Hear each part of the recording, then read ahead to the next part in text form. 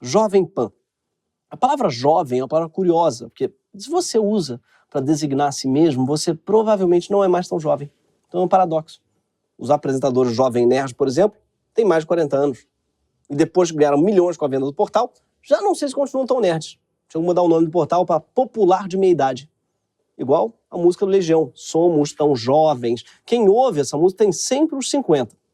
E fica cantando, Somos Tão Jovens. Dá vontade de interromper e falar, nem tanto, cara. Desculpa, começa a medir aí os triglicerídeos, tá? Aliás, toda a discografia do Legião é para jovens que já não são tão jovens. Você diz que seus pais não te entendem, mas você não entende seus pais? Antes a música era sobre rebeldia, agora é sobre Alzheimer. O fundador da torcida jovem do Vasco, por exemplo, tem mais de 70 anos. Já o presidente da torcida jovem do Santos, Marcos Gordinho, pode até ser jovem, mas não é gordinho, olha só. Só que isso não vem ao caso. Hoje a gente vai falar mesmo da Jovem Pan, que se você ouve, você provavelmente não é tão jovem. Você trabalha lá, menos ainda. Mas nem sempre foi assim. Eu, por exemplo, fui um jovem que ouvia muita Jovem Pan. Aliás, não somente ouvia. Eu comprava a revista da Jovem Pan e ouvia o CD com os melhores da Pan, que vinha dentro da revista. Sim, jovens, antigamente a gente comprava uma revista e não comprava a revista pelo CD que vinha dentro da revista. A capa da revista era sendo uma famosa de biquíni e os hits do CD tinham todos a mesma batida.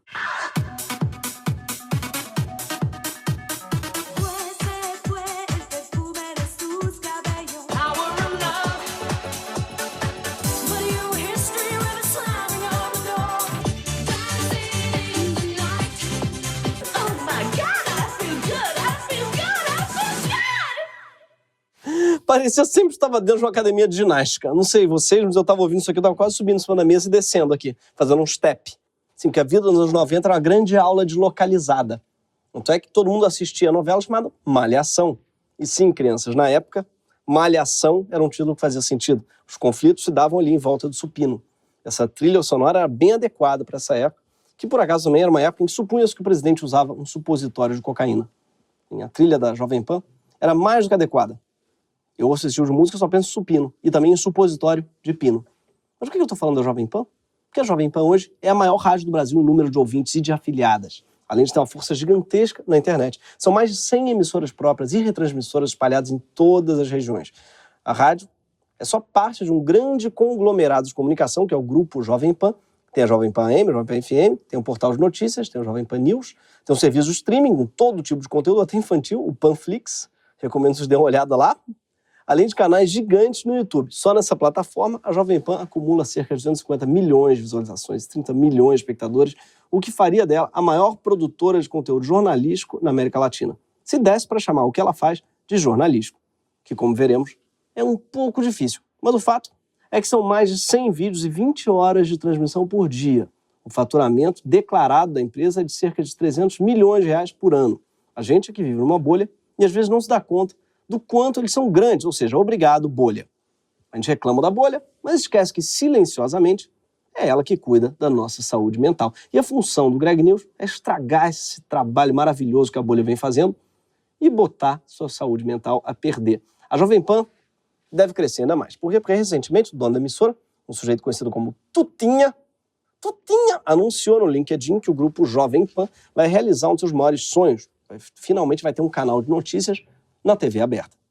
E a história que a gente vai contar é a história por trás disso, que é uma história bem esquisita. Por quê? Porque ela começa uma papelaria, para começar. Sim, um dos sócios da papelaria Calunga, Paulo Garcia, que é conselheiro do Corinthians, também é o principal acionista do grupo Spring de Comunicação, que em 2013 comprou da editora Abril a gestão do canal 32, o UHF, por onde a Abril veiculava a MTV.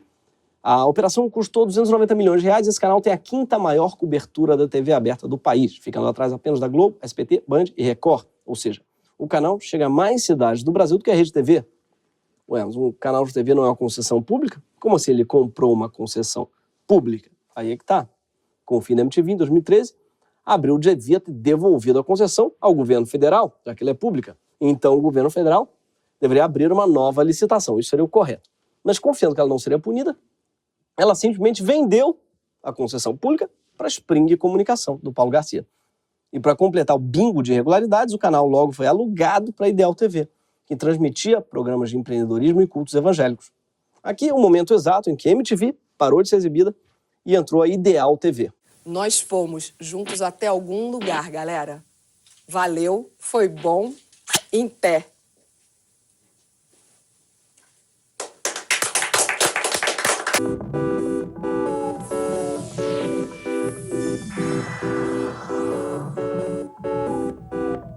Você acha que existe preconceito entre homens e mulheres na carreira profissional? Como não continuar assistindo depois dessa pergunta aí fascinante, tão difícil de responder?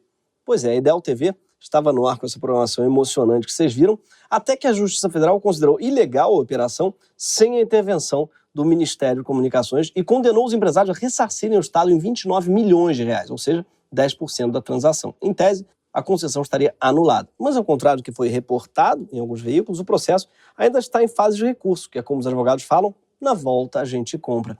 Enquanto o processo ia se arrastando, Paulo Garcia se associou a um canal chamado Loading, voltado para o público jovem, com programas sobre games, esportes e animes. O canal estreou no lugar da Ideal TV em dezembro do ano passado. E veja o momento exato em que o canal deixou de focar no público evangélico e passou a ser um canal de anime. Fala, rasgar é o vosso coração, não as vossas vestes. E tem gente rasgando as vestes. Isso é figura de linguagem. Saltando, fazendo bagunça. Evangelho.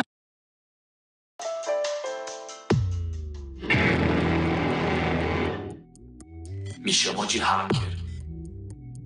Mas eu me vejo como um libertador. Sim, os caras nem para pensar uma transição, um fade out, dar um tchau, tipo a Astrid fez. Não. Os caras cortam o pastor no meio da frase e passam pro capeta. Eu imagino uma confusão do fiel tentando exorcizar a televisão, jogando água ungida. A Loading, né, que é essa do hacker libertador, estava indo direitinho, tinha acabado de vender cota de patrocínio para Cacau Show, para as Havaianas, tinha seus fãs. Mas, em maio desse ano, do nada, 6 meses depois de estrear, eles convocaram uma reunião para dizer que todos os funcionários estavam demitidos e que a emissora ela tinha acabado. Coincidentemente, no dia anterior dessa demissão, o Tutinha teve uma reunião com o ministro das Comunicações, Fábio Faria, pleiteando uma concessão de TV. O Faria, então, levou o Tutinha para conhecer as instalações físicas da Loading. Como a CNN Brasil também estava interessada na concessão, eles até cogitaram dividir o canal, separando o sinal em dois, mas quem acabou favorecido pela decisão foi o dono da Jovem Pan. Alguns jornalistas que cobrem os bastidores da TV brasileira levantaram a seguinte hipótese. O ministro, Fábio Faria, teria orientado Paulo Garcia a romper o contrato com a Loading e se tornar sócio da Jovem Pan na nova Jovem Pan TV. E era ótimo para quase todas as partes. Paulo Garcia resolveria o seu problema com a justiça, já que o governo federal regularizaria definitivamente a concessão para a nova Jovem Pan TV, e isso sem perder dinheiro, porque como sócio ele não teria participação nos resultados comerciais da nova emissora. Também seria bom para a Jovem Pan, teria sua TV aberta, e seria ainda melhor para o governo, poderia se beneficiar da audiência de uma emissora aliada em ano de eleição. E é claro que o Tutinha nega que a negociação tenha sido favorecida pelo governo federal. À Folha de São Paulo, ele disse que, abre aspas, é uma parceria. Eles entram com espaço e a Jovem Pan entra com conteúdo. Não tem nada a ver com o governo. Isso não passa por governo. Inventam muita coisa, é tudo mentira. Essa última frase, inclusive, poderia ser o slogan do canal. Inventam muita coisa, é tudo mentira. Aqui, é bom esclarecer que Tutinha não fundou a Jovem Pan. Ele herdou do seu pai o Tuta. Deve ser uma regra de ouro da TV essa. O cacique tem que ter o nome infantil no diminutivo. É Boni, Boninho. Tuta, Tutinha. Roberto, Robertinho. Você dá o nome do seu filho, tem esse problema, né? Você condena o seu filho a uma vida no diminutivo. Condena ele a uma vidinha. O cara vai passar a vida sendo Tutinha. E o pai do Tutinha foi responsável por nomear a Jovem Pan. Mas a rádio em si, ele também herdou do pai. Na época, a empresa chamava Rádio Pan-Americana e tinha uma programação bem convencional. Tuta tirou as radionovelas e transformou a Pan-Americana numa emissora de esportes. Alguns anos depois, começou a transmitir programas musicais, mudou o nome da rádio para Jovem Pan, na esteira do sucesso da Jovem Guarda. E deu certo. A Jovem Pan AM fez muito sucesso e tinha uma tradição de jornalismo sério, o que motivou a empresa a abrir sua FM. Aqui o Tutinha conta, com muita empolgação, sobre o momento em que virou presidente, realizando seu maior sonho. Bom, eu já estava preparado, né? Porque eu trabalho aqui há 40 anos e acho que foi natural para mim. Eu sempre tive a expectativa de ser presidente da rádio. E eu tenho uma grande experiência, fiz vários projetos, como o Pânico. Esse tom blasé você só vai encontrar num herdeiro. O cara virou presidente da empresa. Ele conta assim, eu sempre tive essa expectativa aí de virar presidente. Aí virei, assim, por isso que a gente é a favor do imposto sobre herança, para tirar esse fardo das costas aí do herdeiro, né? O sujeito está claramente deprimido por fazer o seu trabalho. E apesar da sua condição de herdeiro, não dá para dizer que Tutinha não fez nada pela Jovem Pan desde que virou presidente. Foi ele que criou o quadro de maior sucesso da empresa, um programa de humor com foco em adolescente, o Pânico. O Pânico era inspirado no jornalista americano Howard Stern, radialista, conhecido por ofender e humilhar seus ouvintes no ar. Rapidamente, o programa virou o carro-chefe da emissora e passou a se auto-intitular o mais polêmico da rádio brasileira. A Hora de Rebeldia no Pânico sempre foi um capital simbólico muito valioso para a Jovem Pan. Tutinha sempre declarou em entrevista que o sucesso da rádio era fazer o que todo mundo tinha vergonha. E para isso contratava profissionais que não batiam bem. E de fato, não sei se vocês viram Augusto Nunes tentando bater no Glenn Greenwald, realmente não bate bem. É uma mão de alface ali, uma coisa meio alface albino que não segura, sabe? Não bate bem definitivamente. E faz muita coisa que todo mundo tem vergonha. Foi no início dos anos 90 que Tuta e Tutinha tentaram emplacar pela primeira vez a TV Jovem Pan, tendo como sócio o dono do cursinho Objetivo, João Carlos de Gênio, e um empresário do ramo de raspadinhas, Hamilton Lucas de Oliveira, que depois foi acusado de atuar no esquema de PC Farias. Com a acusação, os três sócios brigaram, criaram dívidas com a União e ficaram então em desunião. Tão grande que a confusão virou uma CPI no Congresso, criada para apurar as denúncias de irregularidades na fundação da emissora. Sim, já houve uma CPI da TV Jovem Pan. No relatório final, a CPI citou Tuta por suposto envolvimento com documentos falsos, superfaturamento e até com sumiço de tapetes comprados para a nova emissora de TV.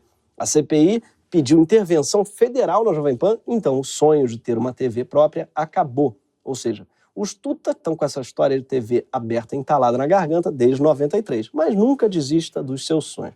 Por quê? Porque no início dos anos 2000, Tutinha tentou vender o Pânico para a SBT e para a Band, mas não deu certo. A única que topou mesmo foi a Rede TV. O programa estreou competindo com dominicais clássicos, como o Domingão do Faustão, da TV Globo, e o Domingo Legal, do SBT. E aí, na TV, foi um festival ainda mais farto de misoginia, com escatologia e muita audiência. Num dos episódios mais chocantes do programa, a apresentadora Sabrina Sato chegou a masturbar um porco em frente às câmeras. Políticos histriônicos também eram frequentemente convidados, a exemplo de Bolsonaro, que sempre teve palanque no Pânico, mesmo antes de ser conhecido do grande público. Um dos quadros do Pânico na TV, eles fizeram dois funcionários da equipe do programa se beijarem na frente dele, inclusive tentarem beijá-lo. Cara... Não, cara, tá ali ainda. Ah, é sua boca agora. Sem comentário. O que eu acho mais esquisito nessa história é eles botarem uma tarja na cara do casal se beijando. É porque é o mesmo programa Porra Louca que mostra uma mulher masturbando um porco sem nenhuma tarja. Isso diz muito sobre o que é que eles consideram aceitável. Onde é que eles desenham a linha dele entre o aceitável e o inaceitável? De masturbar um porco, deixa lá. A família brasileira não vai se incomodar. Agora, dois homens se beijando, acho que é um pouquinho forte. Em 2015, Tutinha deu uma guinada à direita com o claro objetivo de quê? Lucrar mais, como mostrou uma reportagem da revista Piauí. Percebendo a existência de uma fatia do mercado que estava crescendo, mas que não estava sendo atendida, que é a dos antipetistas, estava aumentando vertiginosamente desde a última eleição da Dilma, Tutinha investiu na contratação de nomes que animassem o antipetismo, incendiando ainda mais os programas da rádio.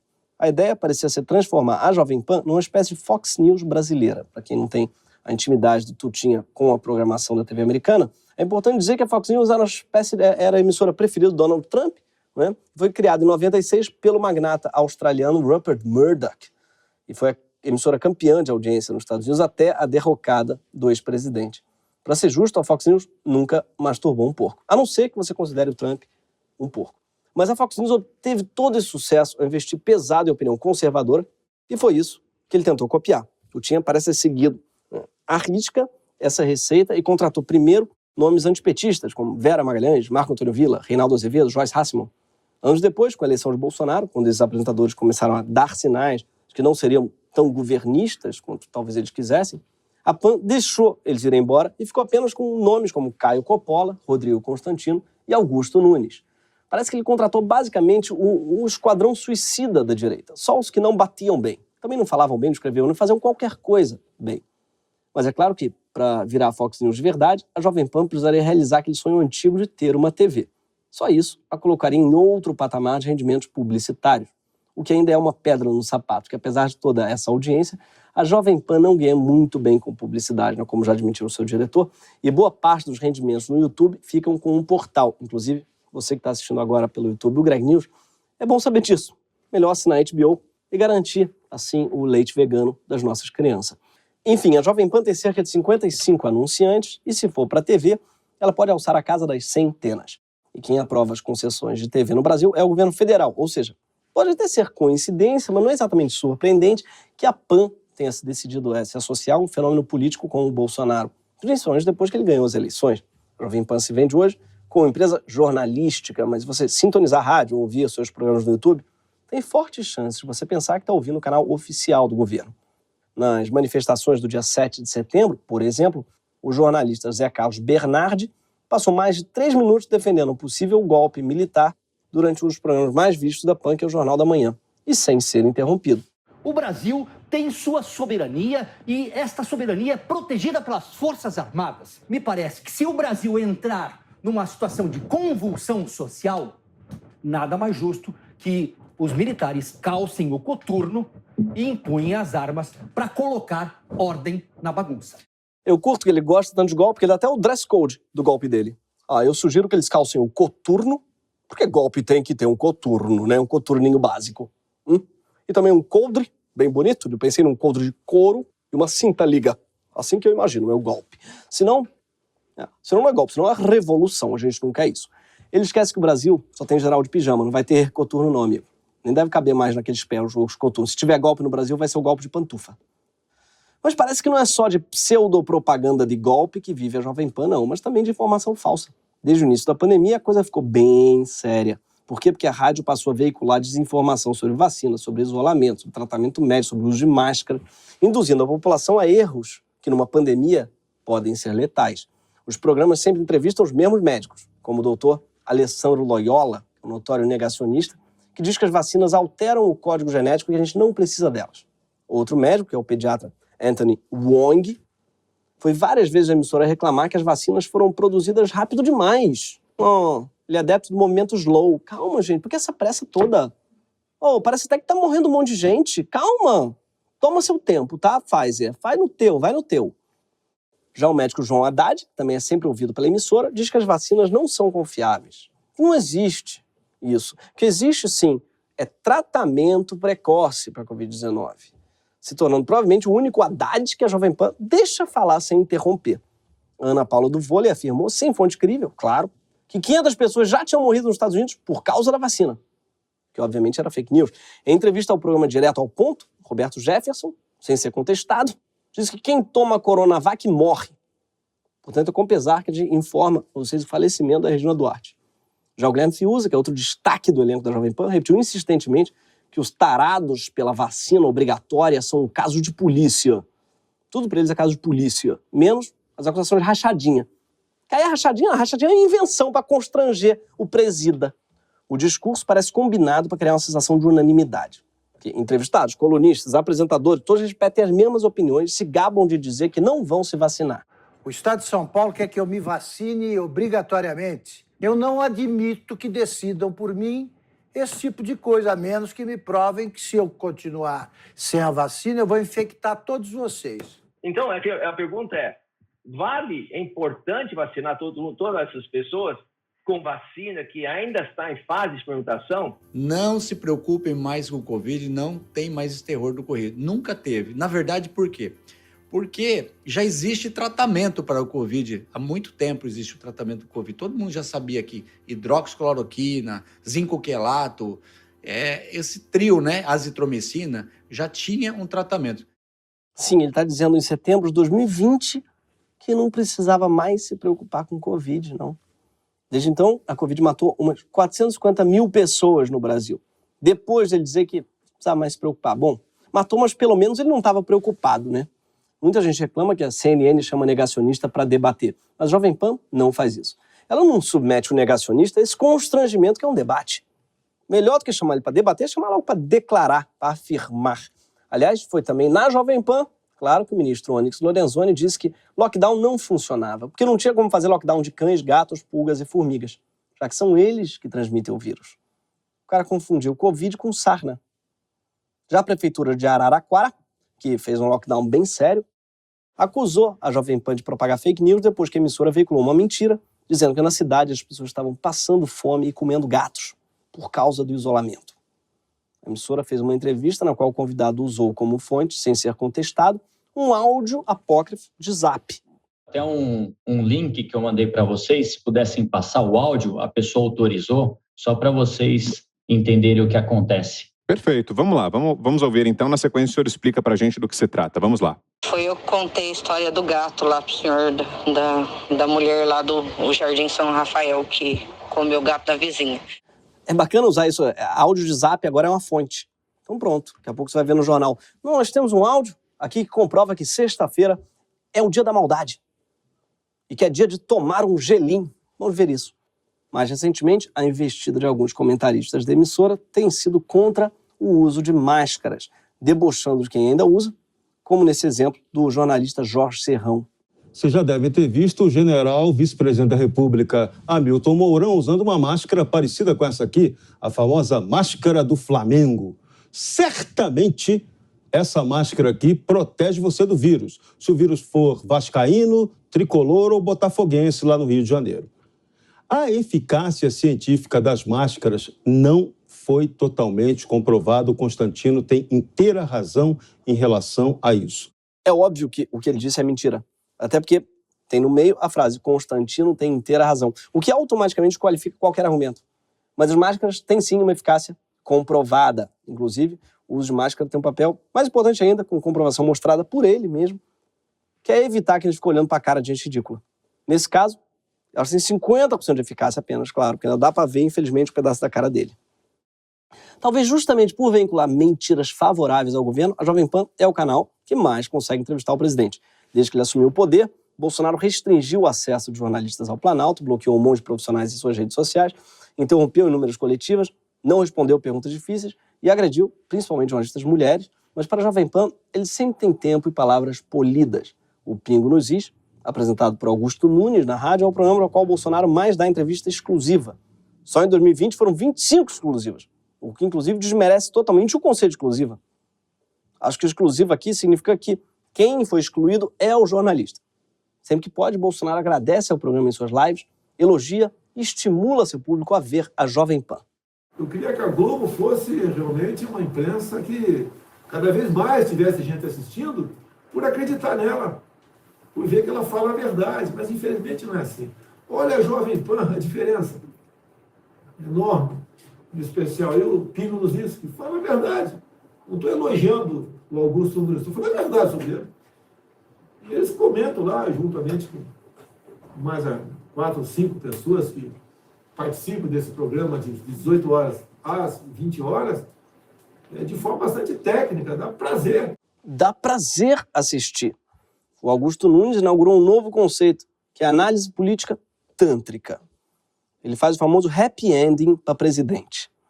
E a Jovem Pan é tipo um ASMR do Bolsonaro. Ele fica lá, cloroquina, ivermectina, coturno, 4 linhas da Constituição. Mas falando sério, quando a gente compara a Jovem Pan de hoje com a época do Pânico Raiz, do Pânico Zoeiro, tem uma semelhança na linha editorial. Que vendo os programas, as capas da revista da Jovem Pan nos anos 90, nos anos 2000, a gente vê como eles envelheceram mal, né? Que é um festival de homofobia, racismo, de respeito, abuso descarado das mulheres. Alguns anos depois, é constrangedor para todos nós pensarmos que isso dava tanta audiência. E já dá para imaginar, daqui a uns anos, a gente se perguntando como é que foi possível que programas de tanto alcance tenham ajudado a difamar a vacina, a pregar contra o uso de máscaras, a pedir golpe militar, e tudo isso fingindo rebeldia, fingindo vida louca. No final das contas, Tutinha sempre foi especialista em monetizar o inaceitável, vendendo espaço na rádio para os anunciantes, claro. Mas para o governo não vende espaço, não. Dão um espaço infinito e aparentemente de graça. Toda quinta-feira, o Pingo nos Is retransmite ao vivo as lives de Bolsonaro, transformando a Jovem Pan numa espécie de SECOM não oficial. Sim, eles passam 2, 3 horas de live sem contexto crítico, sem checagem séria, como se o Bolsonaro estivesse alugando um espaço na rádio. O que é um pouco suspeito, afinal. Por que o Tutinha daria de graça uma coisa que ele vendeu a vida inteira? Tudo indica que a Jovem Pan se vende como politicamente incorreta, mas está politicamente vendida. Por isso, chamou bastante atenção quando, durante a CPI da pandemia, foi pedida a quebra do sigilo bancário da emissora. A equipe de técnicos que fez esse pedido agora está se preparando para começar uma nova investigação tão animada quanto a CPI da pandemia, talvez até mais, que é a CPMI das fake news, que atrasou por causa da pandemia, mas que está prestes a começar. Essa comissão parlamentar mista vai investigar a existência de uma rede coordenada de notícias falsas sobre a Covid-19 no Brasil. Acontece que dias depois desse pedido de quebra de sigilo, muitos jornalistas e entidades que defendem a liberdade de imprensa se manifestaram contra o pedido. Então a equipe voltou atrás. Apesar disso, os bastidores, ao que parece, a comissão das fake news continua investigando a Jovem Pan. E já estão de olho em pelo menos 5 empresas ligadas ao conglomerado. E se essas investigações avançarem, você com certeza vai assistir a Jovem Pan espernear e falar em perseguição. E vai ter muita jornalista apoiando, né? Muitos jornalistas do lado deles. Afinal, quebrar sigilo de veículo de comunicação é no mínimo tenso. Ainda mais numa época realmente desafiadora para a democracia e para a própria liberdade de imprensa. E o jornalismo precisa, claro, sempre ser protegido de ataques por parte do Estado. Mas não faz sentido dizer que, no caso da Jovem Pan, ela estaria sendo perseguida pelo governo. Porque, na verdade, é o contrário. Ela seria investigada justamente por bajular e, quem sabe, ser financiada por orçamentos suspeitos do governo para espalhar as narrativas e as mentiras das quais esse governo depende. O que, aliás, é coisa típica, aí sim, de ditadura. E isso tem nome, não chama jornalismo, chama propaganda. Por isso que talvez uma investigação possa ajudar a gente a colocar, de fato, os pingos nos is da Jovem Pan. Porque, ao se tornar uma mídia governista da pior espécie, a Jovem Pan acaba sendo uma ameaça à própria ideia de imprensa livre para criticar e investigar o governo. Tentar descobrir se existem mutretas desse veículo pode ser, no fundo, uma forma de proteger o jornalismo brasileiro e restaurar a saúde mental desse país, que já faz alguns anos que entrou em pânico e nunca mais saiu. Esse foi o Greg News.